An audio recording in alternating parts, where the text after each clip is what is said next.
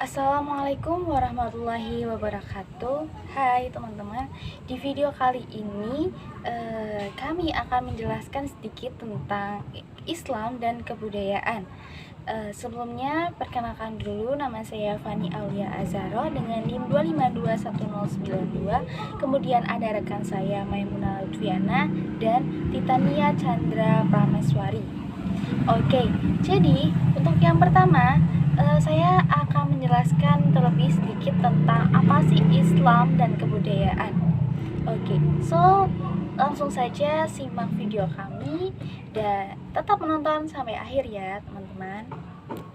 Oke, Islam adalah agama wahyu perintikan tauhid atau keesaan Tuhan yang diturunkan oleh Allah Subhanahu wa taala kepada Nabi Muhammad SAW sebagai utusannya yang terakhir dan berlaku bagi seluruh manusia dimanapun dan kapanpun, yang ajarannya meliputi seluruh aspek kehidupan manusia. Oke, kemudian dari budaya sendiri, ditinjau dari bahasa Indonesia, kebudayaan itu merupakan kata jadian berasal dari kata budaya. Kata budaya berasal dari bahasa Sanskerta budaya, yang merupakan bentuk jamak dari kata budi dan daya. Budi memiliki arti budi atau akal pikiran, sedangkan daya mempunyai arti usaha atau ikhtiar.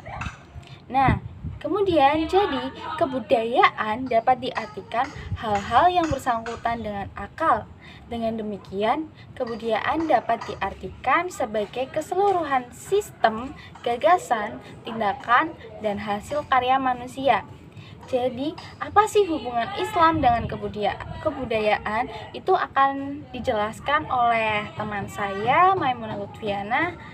Kemudian tentunya sangat berhubungan sekali ya Islam dengan kebudayaan, yaitu seperti sejarah Islam itu bisa bersangkutan dengan kebudayaan, yaitu sejarah turunnya Islam, sejarah bagaimana sih menyebarnya Islam di bangsa-bangsa lain, dan tentunya di Indonesia yang sangat erat sekali hubungannya dengan kebudayaan. Jadi mari kita simak dan tetap tonton videonya mengenai penjelasan hubungan Islam dan kebudayaan. Selanjutnya itu hubungan antara Islam dan kebudayaan. Agama dan kebudayaan merupakan dua hal yang berbeda, namun saling berkaitan dan saling mempengaruhi. Agama adalah hal yang mutlak yang tidak pernah berubah sampai kapanpun, sedangkan kebudayaan itu bisa berubah dari waktu ke waktu, sehingga agama itu merupakan kebutuhan primer, sedangkan kebudayaan merupakan kebutuhan sekunder. Selanjutnya, Islam dan kebudayaan itu saling pengaruh satu sama lain. Agama Islam adalah sesuatu yang tidak dapat berubah, sedangkan kebudayaan itu bersifat relatif dan temporer. Maksudnya gimana? Jadi sebenarnya agama tanpa kebudayaan itu masih bisa berdiri sendiri, namun sulit mendapat tempat di tengah masyarakat karena. Assalamualaikum warahmatullahi wabarakatuh. Perkenalkan, nama saya Titania Chandra Prameswari dengan NIM 2521110. Saya di sini akan melanjutkan penjelasan dari dua rekan saya sebelumnya, yaitu Fani Aulia Azharo yang menjelaskan tentang pengertian Islam dan budaya, kemudian dilanjut Maimunah Lutfiana yang menjelaskan tentang hubungan Islam dan budaya. Kemudian saya sendiri akan menjelaskan tentang Islam dan kebudayaan di Indonesia. Nah, langsung saja.